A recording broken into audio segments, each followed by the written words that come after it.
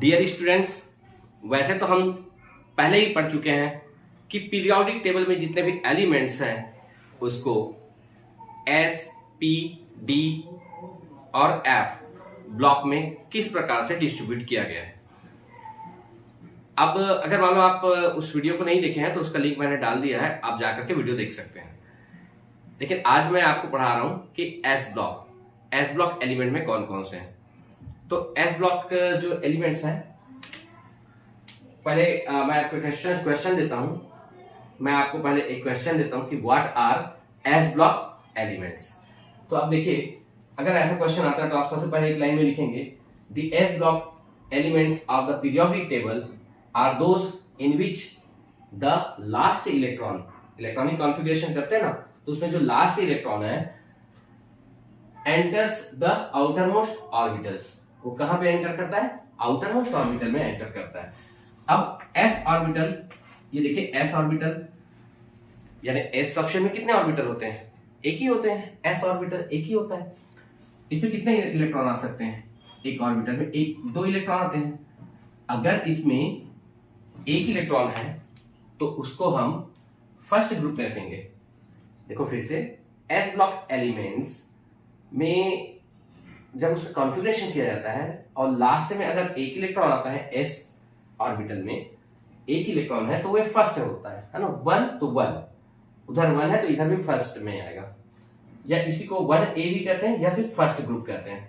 इसका common electronic configuration होता है NS1। मतलब ये सारे एलिमेंट्स जो है इसका कॉमन जो इलेक्ट्रॉनिक कॉन्फ़िगरेशन वो क्या होगा? NS1 होगा। वैलेंस शेल का, लास्ट वाले शेल का है ना, इलेक्ट्रॉनिक कॉन्फ़िगरेशन होगा NS1। और इसमें कौन कौन से मेटल्स हैं? Lithium, sodium, potassium, rubidium, caesium और फ्रांसियम। इसको कैसे लर्न करना है इसको भी हम पहले डिस्कस कर चुके हैं, यहाँ पर और ज्यादा डिस्कस नहीं किया जाएगा, इसको आप याद कीजिए। उसके अगर मान लो एस ऑर्बिटल में अगर दो इलेक्ट्रॉन है तो वो क्या हो जाएगा? ये सेकेंड ग्रुप होगा या सेकेंड ए, या इसका कॉमन इलेक्ट्रॉनिक कॉन्फ़िगरेशन जो है वो हो जाएगा NS2 हो जाएगा। इसमें कौन कौन से हैं एलिमेंट्स? तो आप देखिए, beryllium, magnesium, calcium, strontium, barium और radium, right.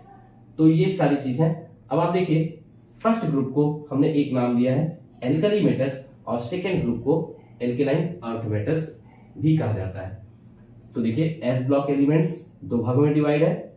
S block elements 1A और 2A, मतलब फर्स्ट ग्रुप और सेकेंड ग्रुप में केवल दो ही ग्रुप है एस ब्लॉक में। अब क्यों है दो ग्रुप? क्योंकि एस ऑर्बिटल में कितने इलेक्ट्रॉन आते हैं? मैक्सिमम 2। तो जितने आएंगे, जितने इलेक्ट्रॉन आएंगे उतने ग्रुप बनेंगे। फर्स्ट ग्रुप को एल्कली मेटल्स क्यों कहा जाता है?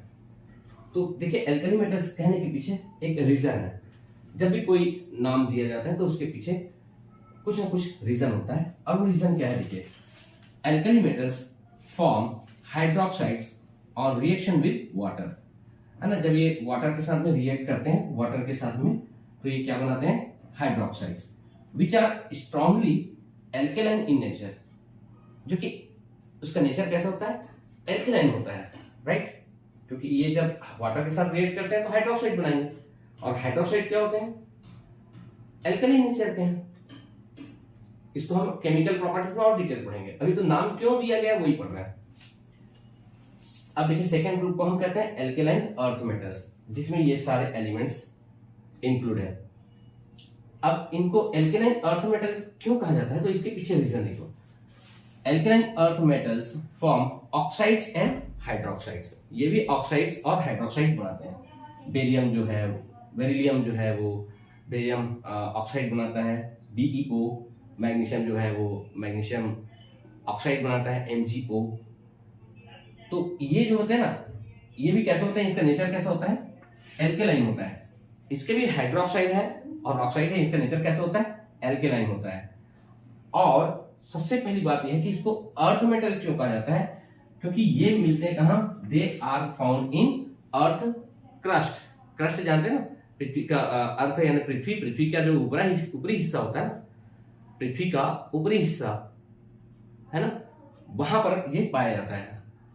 ठीक है, अर्थ का एक कोर होता है जो अंदर होता है, वहां नहीं मिलता है, कहाँ मिलता है, ये ऊपर के हिस्से में मिलता है, अर्थ क्रस्ट में पाया जाता है ना, इनके ऑक्साइड्स, इसलिए इनको क्या कहा जाता है, एल्केलाइन अर्थ मेटल्स कहा जाता है। Is that clear? तो चलिए आप जल्दी से इसका स्क्रीनशॉट लीजिए, है ना, और नोट्स बनाइए। चलिए नेक्स्ट क्वेश्चन हम करते हैं, what is diagonal relationship, explain with example. तो देखिए डायगोनल पता है ना आपको, ये अगर कोई बॉक्स है, रेक्टेंगल है, ये लाइन होती है डायगोनल, या आप कह सकते हैं ये डायगोनल, तो ये इस प्रकार से डायगोनल लाइन होती है। तो डायगोनल रिलेशनशिप मतलब ये डायगोनली कोई रिलेशन अगर बनता है तो that is called diagonal relationship. तो आपके पीरियोडिक टेबल में भी आप देखेंगे डायगोनल रिलेशनशिप होता है। तो आप देखिए यहाँ पे ये ग्रुप है, फर्स्ट ग्रुप है या 1A 2A 3A 4A, ये है आपका 5th A, या आप इसको आप कह सकते हैं फर्स्ट सेकेंड 13 14 और 15 ग्रुप भी करते हैं। इसमें किस प्रकार से डायगोनल रिलेशनशिप होता है वो देखिएगा। सेकेंड पीरियड और थर्ड पीरियड, कौन सा पीरियड ले रहे हैं हम, सेकेंड और थर्ड पीरियड के एलिमेंट्स ले रहे हैं। अब आप देखिए डायगोनल रिलेशनशिप कैसे होता है। हमने फर्स्ट ए ग्रुप लिया और फर्स्ट ए ग्रुप में केवल सेकेंड और थर्ड पीरियड यानी लिथियम और सोडियम, इसमें हमने किसको लिया, सेकेंड पीरियड का, सेकेंड ग्रुप में से बेरिलियम और मैग्नीशियम, थर्ड में से बोरॉन और एल्यूमिनियम, और फोर्थ में से कार्बन और सिलिकॉन, फिफ्थ में से नाइट्रोजन और फास्फोरस। नीचे हमने नहीं लिया, केवल सेकेंड और थर्ड। तो याद रखिएगा सेकेंड और थर्ड पीरियड। अब यहां पे देखिए जो लिखा हुआ है, अ diagonal relationship exist between certain pairs diagonally, certain pairs diagonally, ये देखो ये डायगोनली, सर्टेन पेयर्स डायगोनली, है ना, इस प्रकार से चलना। देखो बेरिलियम, एल्यूमिनियम, बोरॉन का सिलिकॉन और कार्बन का फास्फोरस के साथ और लिथियम का मैग्नीशियम के साथ, राइट। तो अ diagonal relationship exist between certain pairs diagonally adjacent elements. Adjacent देखो ये डायगोनल में तो ये भी है, राइट, लेकिन एडजेसेंट मतलब बिल्कुल पास से, है ना, एकदम close, adjacent elements in the second and third period, in the second and third period, second और थर्ड पीरियड करेंगे, सेकेंड पीरियड और थर्ड पीरियड। तो डायगोनल रिलेशनशिप कहां होगा, सेकेंड पीरियड का थर्ड पीरियड के साथ, सेकेंड पीरियड का थर्ड पीरियड के साथ, लेकिन कैसा, डायगोनली, ऐसा वर्टिकली नहीं, कैसा होगा, डायगोनली, सेकेंड का थर्ड के साथ, राइट। तो ये डायगोनल रिलेशनशिप होता क्या है, इसमें अरे क्यों होता है ये भी देख लीजिए। आप देखेंगे किसी, हम कोई पीरियड में जब लेफ्ट से राइट जाते हैं, लेफ्ट से राइट जाने में क्या होता है,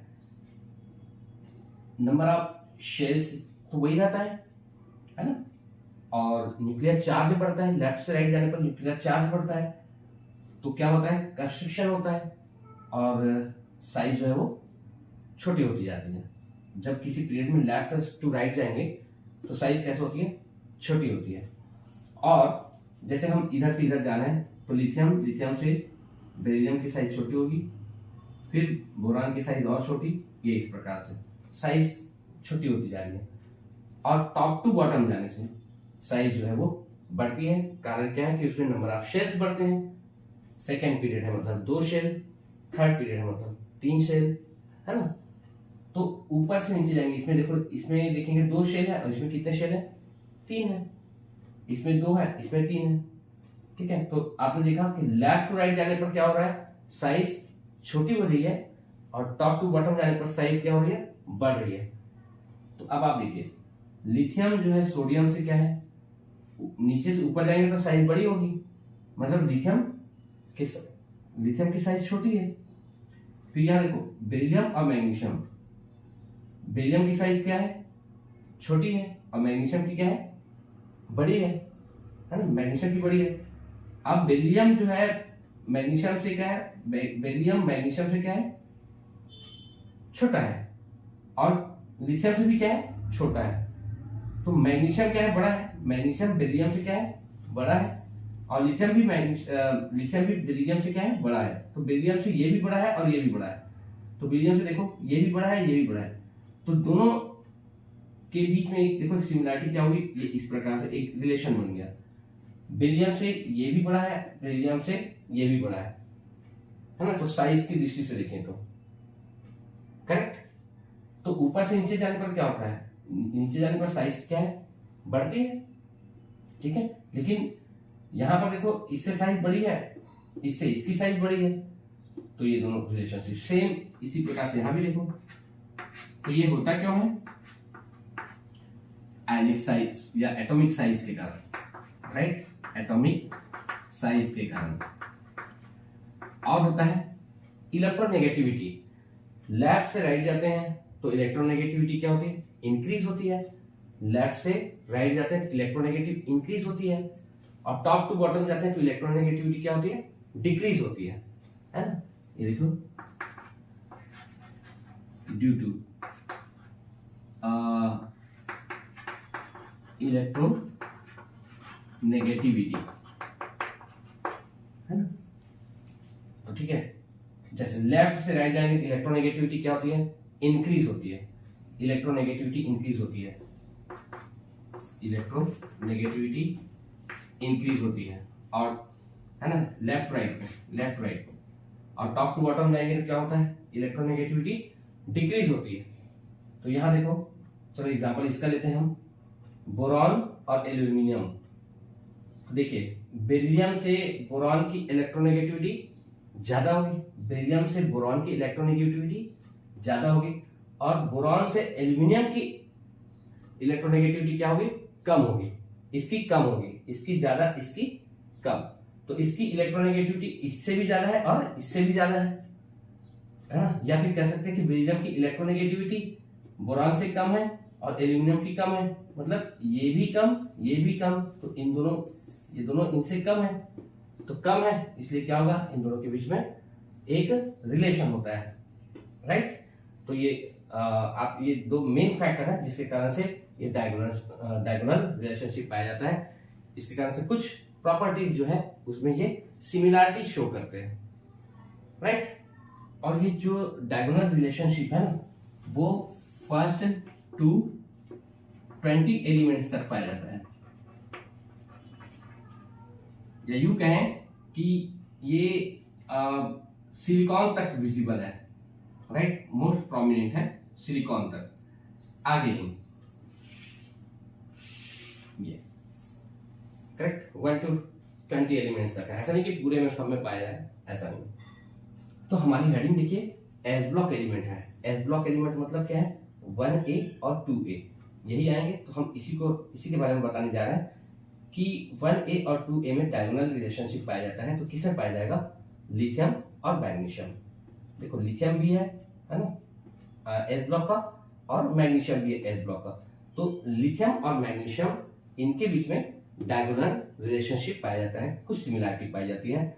और यहाँ पर जो लिथियम है ना, अपने ग्रुप के अन्य जो एलिमेंट्स है उसके साथ कुछ डिफर है ना प्रॉपर्टीज में। आगे हम केमिकल प्रॉपर्टीज और फिजिकल प्रॉपर्टीज में इसको पढ़ेंगे, राइट। तो आप एस ब्लॉक एलिमेंट में, अगर ऐसा क्वेश्चन आता है कि एस ब्लॉक एलिमेंट में डायगोनल रिलेशनशिप किसमें पाया जाता है, तो आप लिखेंगे लिथियम और मैग्नीशियम। ये पेयर बनते हैं, लिथियम और मैग्नीशियम पेयर।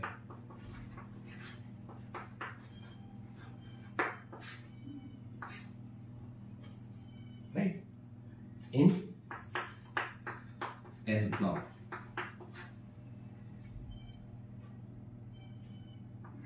with diagonal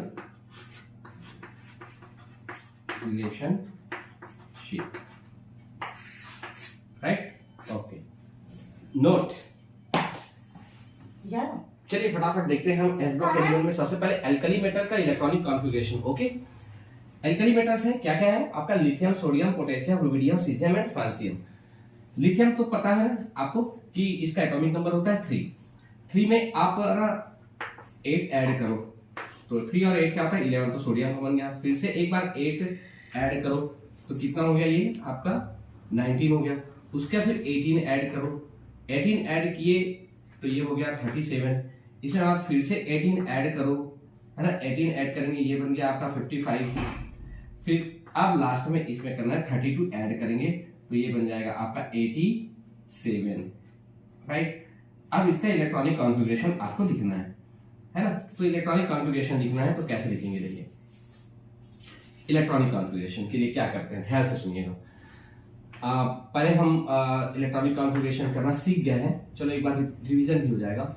अगर किसी का इलेक्ट्रॉनिक अगर एटॉमिक नंबर है 3 तो इसका इलेक्ट्रॉनिक कॉन्फ़िगरेशन क्या होगा, देखिए 3 है तो 2 और 1 होता है शेल कॉन्फ़िगरेशन। 2 और 1 पहले शेल में 2 है और दूसरे में कितना होगा 1। इसमें क्या होता है एस सब शेल होता है और इसमें क्या होता है एस और पी होता है। अब इलेक्ट्रॉन किसमें जाएगा, इसमें जाएगा, दोनों इलेक्ट्रॉन चला गया, एस में 2 इलेक्ट्रॉन होते हैं। अब तो एक ही इलेक्ट्रॉन बचा है, वो कहां चला जाएगा, एस में ही जाएगा। पी के लिए तो नहीं है तो पी को छोड़ो, राइट। तो इसका इलेक्ट्रॉनिक कॉन्फ़िगरेशन क्या हो गया, ये 1s और ये क्या चीज है 2s, 1s2 और 2s2, राइट। तो ये हो जाएगा आपका 1s2 और 2s1, 2s1, करेक्ट, 1s2 और 2s1।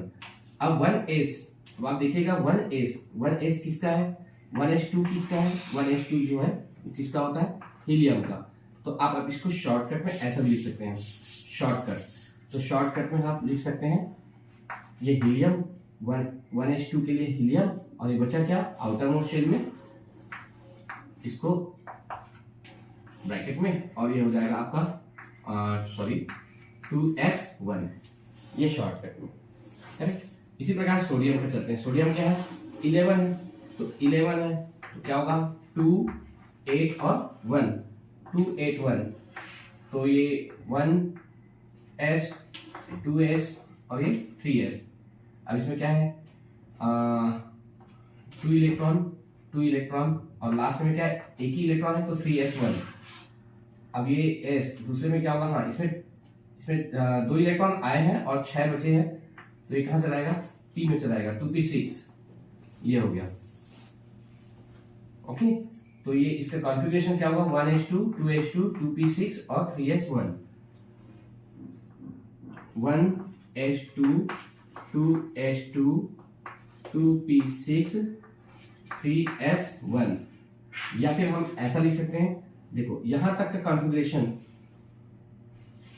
ये 2 और 2 4 और 6 कितने हो गए 10, यानी ये 10 किसका है नियॉन है।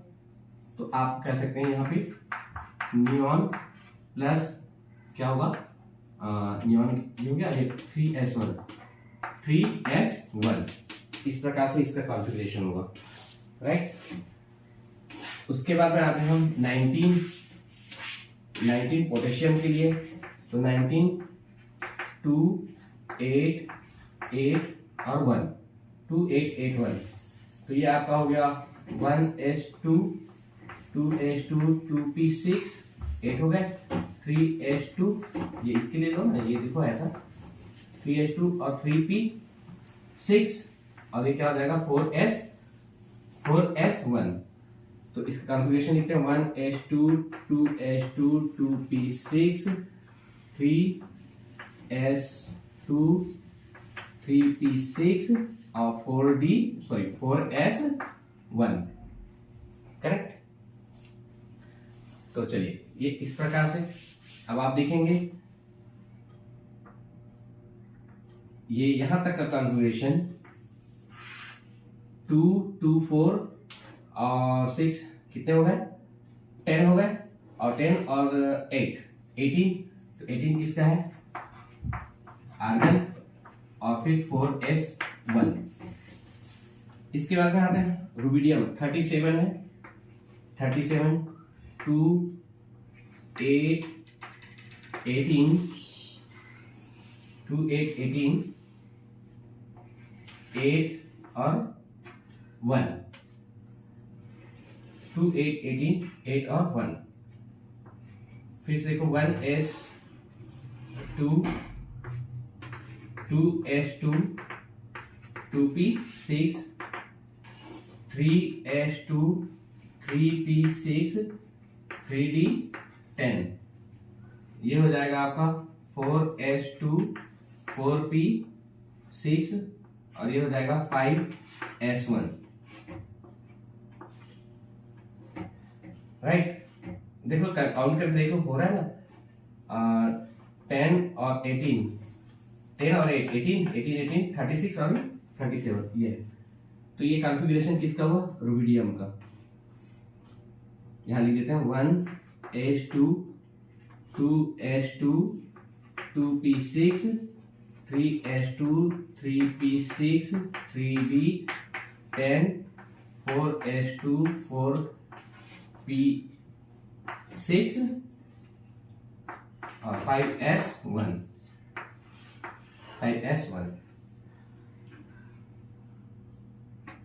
यस, इसका कॉन्फ़िगरेशन है। इसको शॉर्टकट में करेंगे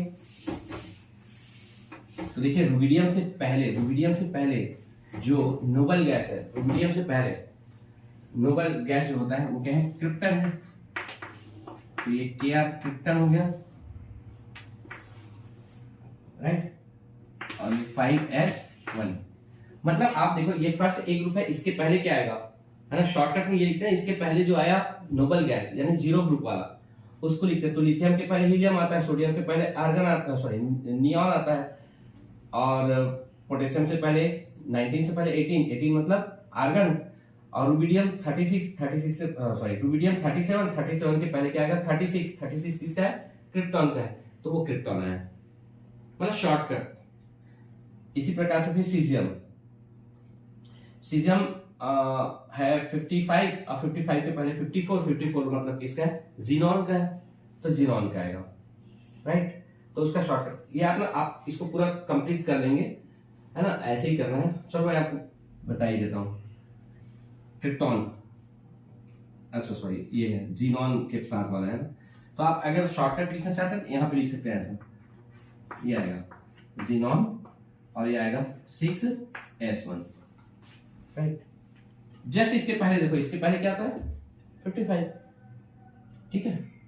तो ये अब इसके पहले क्या आता है 86 किसका है, रेडॉन का, तो ये आ जाएगा आपका रेडॉन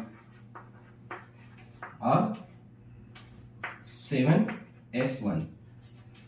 ये अब ये जो है सबसे इलेक्ट्रॉनिक कॉन्फ़िगरेशन, आप उसको मैंने मेथड बता दिया, आप इसको कंप्लीट कर सकते हैं। Is it clear? करना है कि कर लेंगे? चलिए नहीं कर सकते हैं तो बताइए, हम कर देते हैं। ये क्या होगा, देखो 55 ना, 55 क्या होगा 2 18 8 और 1 18 36 46 और ये 54 और हाँ 55, ये आ गया।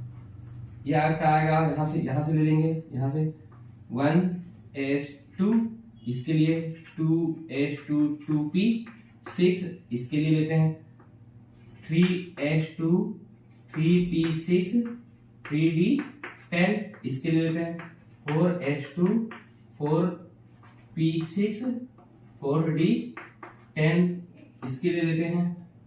फिफ्थ के लिए 1 2 3 4 5s2 5p6 6s1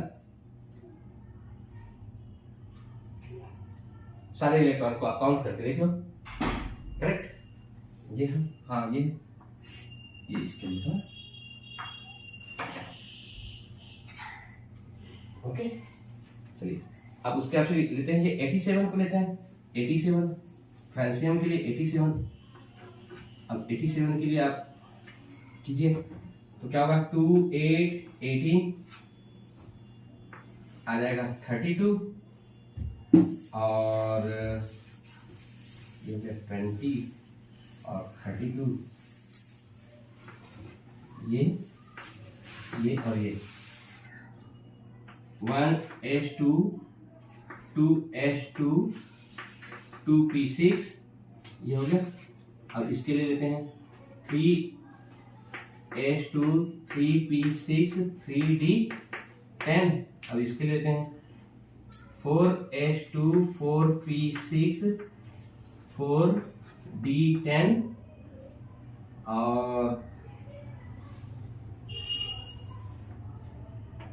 4f14। फिर इसके लेते हैं 5s2 5p6 5d10।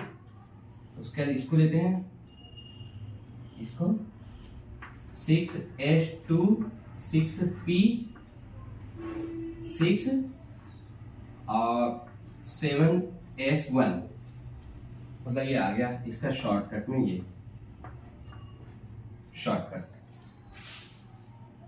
इसका क्लियर? इसको काउंट कर लेंगे आप, पूरा सारे इलेक्ट्रॉन को काउंट करो, आपका ये आना चाहिए डिस्ट्रीब्यूशन, राइट। ये इलेक्ट्रॉनिक कॉन्फ़िगरेशन, इसको काउंट करेंगे ऊपर में जो इलेक्ट्रॉन है। Why alkali metals are not found in free state in nature? Clear? इसका आंसर देखते हैं, फ्री स्टेट में क्यों नहीं मिलता, क्या कारण है। तो चलिए इसका आंसर ढूंढते हैं। चलिए हम एक लेते हैं सोडियम को। सपोज हमने लिया सोडियम, आपको पता है कि सोडियम 2 8 और 1 होता है इसका कॉन्फ़िगरेशन। आउटर मोस्ट शेल में कितना है, 1 इलेक्ट्रॉन है। जैसे कि आप देख रहे हैं कि जितने भी एलिमेंट है आपका एल्कली मेटल्स में, सारे एल्कली मेटल के आउटर मोस्ट शेल को मैंने अंडरलाइन कर दिया और उसमें केवल एक एक इलेक्ट्रॉन है, सब में एक एक इलेक्ट्रॉन है ना। तो सब में जो एक एक इलेक्ट्रॉन है, तो आउटर मोस्ट शेल में एक इलेक्ट्रॉन होने के कारण वो लूजली कनेक्टेड होता है, और लूजली कनेक्टेड होने के कारण वो इजिली क्या है, वो डोनेट हो जाता है। तो एक इलेक्ट्रॉन इजिली यहां से निकल जाएगा और निकल करके ये बन जाता है एक इलेक्ट्रॉन। जैसे ये निकला, एक इलेक्ट्रॉन निकला और निकलने के बाद क्या बन जाएगा, Na+ मोनोवैलेंट, मतलब एक आयन बना, सोडियम आयन, ठीक है, जिसमें क्या है, सिंगल पॉजिटिव चार्ज है। और इस प्रकार से ये आयन जो देखेंगे, एक इलेक्ट्रॉन निकला और ये फिर आपका नोबल गैस के समान कॉन्फ़िगरेशन इसका हो जाता है। जैसे इसका कॉन्फ़िगरेशन क्या हो जाएगा, 2 और 8 इसका, क्योंकि एक अब 1 इलेक्ट्रॉन तो निकल गया और ये सिंगल इलेक्ट्रॉन होने के कारण क्या है, ये इजीली निकल जाता है और इस कारण से ये जो है वो इतना ज्यादा रिएक्टिव हो जाता है कि ये फ्री स्टेट में मिलता ही नहीं, है ना, सोडियम आयन। क्योंकि ये बहुत जल्दी ये इलेक्ट्रॉन को रिलीज करता है और आयन में बदल जाता है, और आयन में बदलने के बाद में फिर ये कहीं भी नेगेटिव चार्ज में जा करके ये अपने साथ एक कंपाउंड को फॉर्म करता है ना। तो इस कारण से सारे आप देख सकते हैं, ये सभी में आपके बाहर में क्या है, एक एक इलेक्ट्रॉन है और एक एक इलेक्ट्रॉन ये लूज करने के बाद में, है ना, बहुत जल्दी रिएक्शन में पार्टिसिपेट करते हैं। क्लियर? जो जितना इजिली इलेक्ट्रॉन को रिलीज करता है ना, मूव करता है ना, लूज करता है, उतना ही जल्दी वो रिएक्शन परफॉर्म करता है। करेक्ट? इसका आंसर आपको मिल गया। ओके, चलिए yes, next is periodicity in alkali metals. अब इसमें किस प्रकार से पीरियोडिसिटी आपको मिलती है, तो ध्यान से सुनिएगा। ये हम पहले भी कर चुके हैं कि किस प्रकार से ग्रुप और पीरियड में कोई भी प्रॉपर्टीज है वो चेंज होती है। तो आप देखेंगे जब हम किसी पीरियड में लेफ्ट टू राइट जाते हैं, लेफ्ट से राइट, तो एटॉमिक साइज जो है या आयनिक साइज जो है वो डिक्रीज होती है, क्योंकि उसका जो न्यूक्लियर चार्ज है वो बढ़ता है, नंबर ऑफ शेयर्स तो वही रहता है। अगर हम जा रहे हैं थर्ड पीरियड में जा रहे हैं, तो थर्ड पीरियड में देखेंगे कि पूरे जितने भी एटम्स हैं, जितने भी एलिमेंट्स हैं, उसमें 3 ही शेल होंगे, लेकिन न्यूक्लियर चार्ज बढ़ता है क्योंकि उसका इलेक्ट्रॉनिक नंबर बढ़ते जाता है। तो एटॉमिक नंबर बढ़ने के कारण क्या होता है, एटॉमिक नंबर बढ़ने के कारण उसका चार्ज जो है वो भी बढ़ता है, न्यूक्लियर चार्ज। तो आप देखेंगे कि फिर जब शेल्स वही है, नंबर ऑफ शेल्स उतने ही हैं, थर्ड पीरियड में 3 ही शेल होंगे, फोर्थ पीरियड में 4 ही शेल होंगे। तो उसमें क्या होता है कि अंदर में जब उसका प्रोटॉन नंबर ऑफ प्रोटॉन बढ़ता है, न्यूक्लियर चार्ज बढ़ता है, न्यूक्लियर चार्ज बढ़ने के कारण उसमें क्या होता है, कंस्ट्रिक्शन होता है। तो आप देखेंगे कि जब लेफ्ट टू राइट जाएंगे तो एटॉमिक साइज क्या होता है, डिक्रीज होता है, या आयनिक साइज डिक्रीज होता है। तो आप कह सकते हैं कि हम अगर किसी पीरियड में हम चलते हैं, मान लो थर्ड पीरियड में चलते हैं लेफ्ट से लेकर राइट तक, तो सबसे बड़ी साइज किसकी होगी, जो पहले नंबर का है। और ये एल्कली ग्रुप है, ये कौन से ग्रुप का है, ये फर्स्ट ए ग्रुप का है, यानी पहले नंबर का है। तो आप देखेंगे जब लेफ्ट टू राइट जा रहे हैं, फर्स्ट लेकर के 18 तक जा रहे हैं और एटॉमिक साइज जो है वो डिक्रीज हो रही है, तो फर्स्ट वाले का सवाल ही होता कि फर्स्ट वाले का की साइज क्या होगी, बड़ी होगी।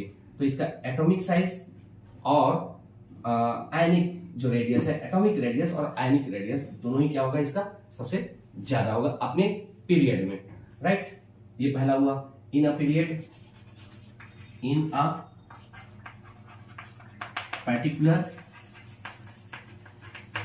पीरियड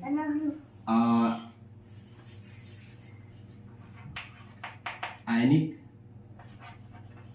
रेडियाई और एटॉमिक रेडियाई क्या होता है, सबसे ज्यादा होता है, राइट। Radii is largest. लेकिन जब हम किसी ग्रुप में, चलो अब इसी ग्रुप की बात करते हैं, और किसी भी ग्रुप में आपको पता है कि जब टॉप टू बॉटम जाते हैं, टॉप टू बॉटम जाने से क्या होता है, टॉप टू बॉटम जाने से इसकी साइज जो है वो बढ़ती है। टॉप टू बॉटम जाने से नंबर ऑफ शेल्स बढ़ते हैं। इसमें देखो, इसमें कितने शेल हैं, इसमें 2 शेल हैं, इसमें 3 शेल हैं, इसमें 4 है, इसमें 5 है, इसमें 6 है, इसमें 7 है। तो आप देखेंगे जिसमें शेल ज्यादा है तो उसकी साइज भी बड़ी होगी। तो यहां पर क्या होगा, इन अ पीरियड और इन ग्रुप और इन कौन सा group, in the first group, first group की बात करें ना, तो क्या होगा, एटॉमिक और आयोनिक रेडियाई, ये क्या होगा, ये इंक्रीज होगा। आयोनिक रेडियाई क्या होगा, इंक्रीज होगा टॉप टू बॉटम जाने से, इन अ ग्रुप, है ना। Moving top to bottom, moving top to bottom, atomic और आयनिक रेडियाई विल इंक्रीज। अब हम बात करते हैं कि ये जितने भी हम एल्कली मेटल्स है उसको अगर M से डिनोट करते हैं, और M क्या करता है, अपना वैलेंट शेल में जो इलेक्ट्रॉन है, जिसको वैलेंस इलेक्ट्रॉन कहते हैं, उसको निकालता है, डोनेट करता है, लूज करता है। तो लूज करने के बाद में क्या बनता है, ये M+ आयन बनता है, यानी ये है monovalent ion, monovalent ion, monovalent ion है। तो अब आप देखिए कि मोनोवैलेंट आयन, अगर हम सोडियम की बात करते हैं तो ये सोडियम है,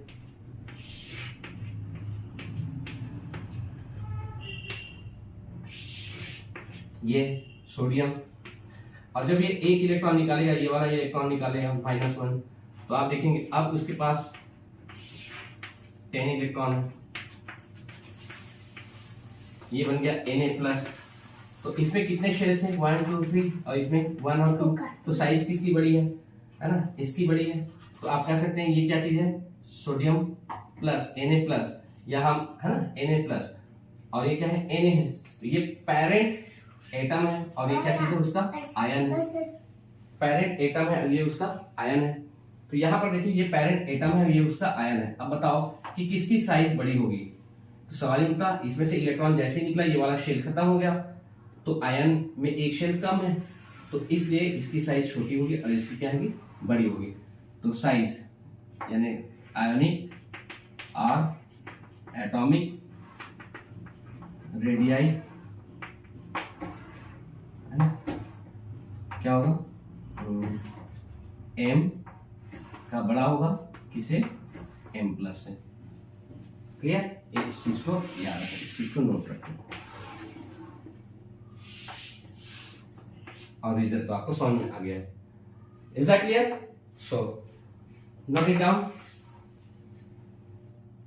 okay, next question, why do alkali metals have lowest ionization enthalpy? Okay, question तो समझ में आ गया होगा कि आयोनाइजेशन एंथैल्पी एल्कली मेटल्स की है ना लोवेस्ट क्यों होती है।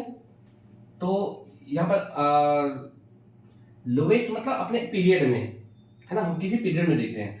जैसे कि अगर हम फोर्थ पीरियड में चलते हैं तो फोर्थ पीरियड में जितने भी एलिमेंट हैं, है ना, उसकी सबसे कम आयोनाइजेशन एंथैल्पी किसकी होगी, एल्कली मेटल्स की। जो एलिमेंट एल्कली मेटल्स को बिलोंग करते हैं उनकी आयोनाइजेशन एंथैल्पी सबसे लोवेस्ट होगी। उसके बाद फिर ये ऐसा जब लेफ्ट टू राइट जाएंगे तो वो बढ़ती जाती है। कारण क्या है कि उसकी साइज जो है वो डिक्रीज होती है। तो जो पहला है मतलब पहले में यानी फर्स्ट ए ग्रुप, इसमें क्या है एल्कली मेटल्स, इसकी साइज बड़ी है अपने पीरियड में, क्योंकि लेफ्ट टू राइट जाने से साइज डिक्रीज होती है, मतलब इसकी साइज बड़ी है। तो सवाल ये होता है इसकी साइज अगर बड़ी है, इसकी साइज अगर बड़ी है तो आयोनाइजेशन एंथैल्पी क्या होगी, कम होगी। अब ये आयोनाइजेशन एंथैल्पी क्या होता है वो तो आपको पता है। आयोनाइजेशन एंथैल्पी अगर किसी इलेक्ट्रॉन को अगर हम रिमूव करते हैं तो उसके लिए जो भी हमको फोर्स लगाना पड़ता है ना, जो एंथैल्पी यूज होती है दैट इज आयोनाइजेशन एंथैल्पी। अगर मान लो हम एम कोई मेटल लेते हैं, एल्कली मेटल है, और उसमें से एक इलेक्ट्रॉन अगर निकालते हैं तो एक इलेक्ट्रॉन निकालने से ये क्या होगा, एम प्लस में बदलता है, राइट। और इस एक इलेक्ट्रॉन को निकालने के लिए है ना जितनी एंथैल्पी जो चेंज हुई है that is called ionisation enthalpy, right. उसका डेफिनेशन आप और देख लेना, है ना। तो हमने क्या किया, यहां से एक इलेक्ट्रॉन निकाला और निकालने से जितनी जो एंथैल्पी चेंज होती है that is called ionisation enthalpy, क्योंकि ये मेटल से किसमें बदला, मेटल आयन में बदला, राइट। तो अब देखते हैं कि आयोनाइजेशन एंथैल्पी जो होता है, आयोनाइजेशन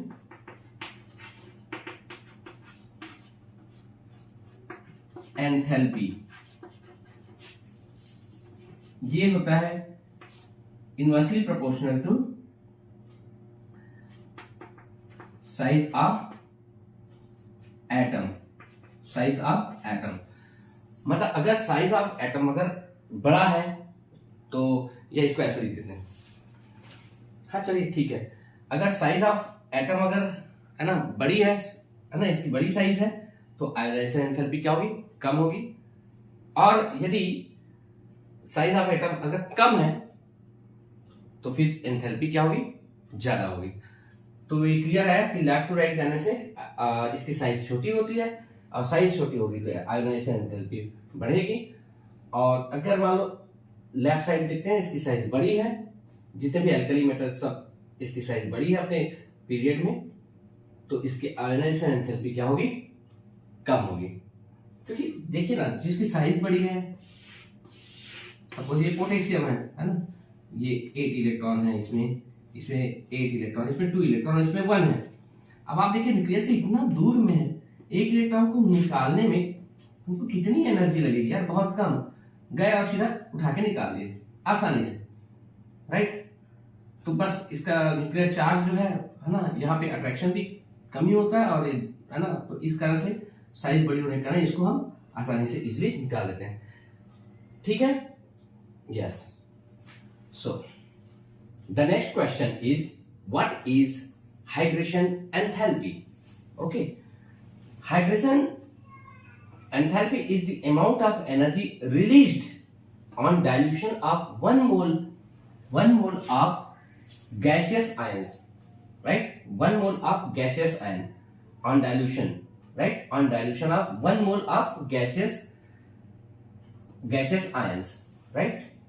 तो इसको अगर 1 मोल लेते हैं, कोई गैसियस आयंस है, अगर उसको हम डाइल्यूट करते हैं 1 मोल को ना, उसको डाइल्यूट करते हैं तो जो एंथैल्पी चेंज होती है that is called hydration enthalpy. तो अब आप देखेंगे जब H2O इसके साथ ऐड होगा, है ना, तो ये गैसियस से कहां पहुंच जाएगा, एक्वस में पहुंच जाएगा। और एक्वस में पहुंचा तो ये क्या हुआ, कुछ हीट जो है वो रिलीज हुई, कुछ एनर्जी रिलीज हो रही। तो आपको पता है कि यहाँ पर प्लस क्यों लिखा, मतलब ये कौन सा रिएक्शन हुआ, एंडोथर्मिक है कि एक्सोथर्मिक है। देखिए इसमें इसकी एनर्जी ज्यादा है, इसके कुछ एनर्जी निकाल लिए हमने, क्यू के फॉर्म में है, एनर्जी को हमने निकाल लिया क्यू के फॉर्म में। तो क्यू के फॉर्म में जैसी एनर्जी हमने निकाला तो अब ये एम प्लस एक्वस हो गया, गैस से एक्वस हो गया। अब गैस और एक्वस में से एनर्जी किसकी कम है ना, इसकी कम है, और इसकी ज्यादा। कम क्यों है, क्योंकि क्यू तो निकल गई ना, एनर्जी निकल गई, तो इसकी एनर्जी कम है तो ये एनर्जी निकली है, मतलब क्या है, एक्सोथर्मिक हुआ। क्या हुआ वो? Exothermic, right. अब वो एनर्जी निकलती है तो क्यों निकलती है आप देखिएगा, मैंने लिखा M+, है ना, ये यहाँ पे गैस है। अब आपके पास आता है H2O, ये H2O है ना, ये पॉजिटिव चार्ज है। H2 आया, ऑक्सीजन में आप देखना यहाँ पे ऑक्सीजन नेगेटिव चार्ज होता है ना ऑक्सीजन में, राइट, पार्शियल नेगेटिव होता है। ये H2O है, ये आके इसके साथ ऐसा ऐड हो जाता है, जुड़ जाता है ये H। अब ये क्या चीज है? ऑक्सीजन है, ये इसके साथ कनेक्ट हो रहा है, राइट। ये प्लस पॉजिटिव चार्ज है और ये सब में नेगेटिवली है, इस तरह से ये इस प्रकार से वो ऐड हो रहा है। तो यहां पर आप देखिएगा कि यहां पर कोई भी एक बॉन्ड बन रहा है ना, क्योंकि एक्स्ट्रा बॉन्ड का फॉर्मेशन हो रहा है। और जब बॉन्ड बनता है ना, जब बॉन्ड बनता है, जब बॉन्ड फॉर्म होता है तो एनर्जी रिलीज होती है। बॉन्ड जब फॉर्म होता है तो एनर्जी क्या होती है? रिलीज हो रही है। तो एक्स्ट्रा बॉन्ड क्या है? यहाँ पे फॉर्म हो रही है। और जब इसी प्रकार उल्टा जब बॉन्ड को कोई तोड़ते हैं तो एनर्जी देनी पड़ती है ना, वो एंडोथर्मिक होता है। अभी क्या है? बॉन्ड बन रहा है तो एनर्जी क्या होगी? रिलीज होगी। एनर्जी रिलीज हुई है ये। और अगर मान लो एनर्जी रिलीज यानी कि ये अगर प्लस क्यू लिखते हैं, जो एनर्जी रिलीज हुई है उसको यहाँ पे लिखते हैं इक्वेशन में, तो प्लस क्यू लिखते हैं। तो यहाँ पर देखिए आप डेल एच यानी हाइड्रेशन एंथैल्पी जो है वो क्या होगा? नेगेटिव। अगर क्यू पॉजिटिव होता है तो ये नेगेटिव होता है। कारण क्या है? देखिए यहाँ पे M+ है, मतलब इसकी एंथैल्पी मैंने बताया ना, इसकी एनर्जी से कम है। और del H enthalpy change, final minus initial, final minus initial, final minus initial. तो फाइनल ये है, इसकी कम है, इसकी कम है। इनिशियल क्या है? ज्यादा है, ये कम है, ये ज्यादा है। माइनस करेंगे तो ज्यादा वाले का साइन लिखते हैं, इसलिए क्या हो जाएगा? ये नेगेटिव हो जाएगा यहाँ पर, है ना। इसकी वैल्यू क्या होगी? नेगेटिव होगी। मतलब हाइड्रेशन एंथैल्पी की वैल्यू हमेशा क्या होती है? ऑलवेज नेगेटिव होती है। क्यों होती है? क्योंकि उसमें एक्स्ट्रा बॉन्ड फॉर्म होते हैं। बॉन्ड फॉर्म होने के कारण यहाँ पर एनर्जी रिलीज होती है, और जहां एनर्जी रिलीज होती है तो एक्सोथर्मिक होता है। एनर्जी रिलीज होने पर आप कह सकते हैं कि डेल एच की वैल्यू जो है वो क्या होती है? नेगेटिव होती है। Clear? Just note it down. What is hydration enthalpy of alkali metals, है ना। अब एल्कली मेटल्स की हाइड्रेशन एंथैल्पी क्या होती है वो देखते हैं। इसके आंसर हम तैयार करते हैं, देखो शॉर्ट में समझ जाना, क्योंकि हाइड्रेशन एंथैल्पी क्या होता है वो समझ में आ गया आपको। गैसियस एटम लेंगे ना, कौन सा एटम? गैसियस आयंस लेंगे, आयंस। तो गैसियस आयंस, तो जब आयन लेंगे तो अब इसमें देख लो कौन कौन से आयन बनेंगे एल्कली मेटल्स में। Lithium, right, sodium, potassium, rubidium, caesium, francium को छोड़ देते हैं क्योंकि वह रेडियो एक्टिव है, हम उसकी बात अभी यहाँ पे नहीं करेंगे। Caesium, lithium to caesium. अब आप देखेंगे साइज देखते हैं, साइज किसकी छोटी और किसकी बड़ी है। अब टॉप टू बॉटम, ये टॉप टू बॉटम है, टॉप टू बॉटम जा रहा है ना, हालांकि लिखा हूं ऐसा, लेफ्ट टू राइट में समझना, टॉप टू बॉटम। तो टॉप टू बॉटम जाने से साइज क्या होती है? बढ़ती है। तो इसकी साइज क्या है? छोटी है। इसकी साइज छोटी, इसकी साइज छोटी, इसकी साइज छोटी। Is that clear? इसकी साइज छोटी है, इसकी है ना, इससे बड़ी है, इससे बड़ी ये है ना। साइन का मतलब तो आपको समझ में आ रहा होगा। अब देखिए हाइड्रेशन एंथैल्पी जो होता है ना, हाइड्रेशन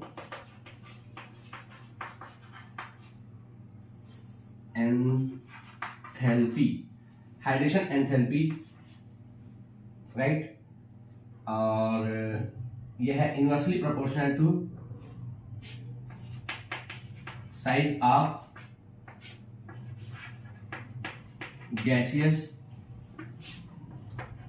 आयन। अब आप देखिए,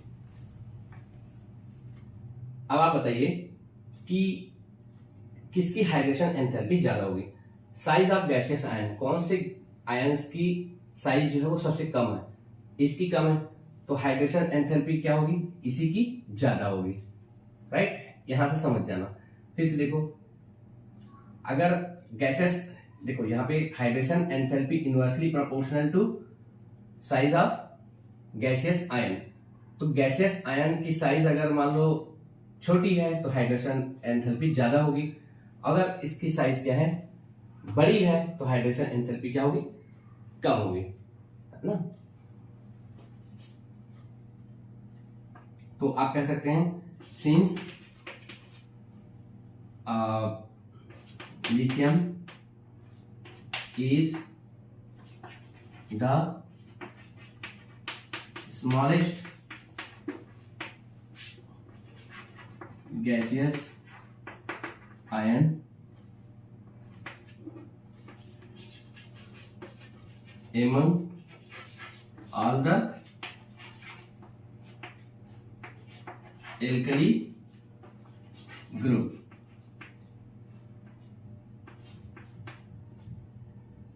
या alkali metals. For this reason lithium salts are mostly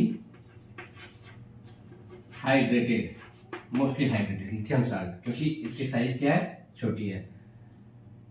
equation लिखते हैं, लिथियम साल्ट ले लेते हैं, लिथियम क्लोराइड प्लस H2O ले लो, और ये हो जाएगा lithium chloride into 2H2O, right, yes.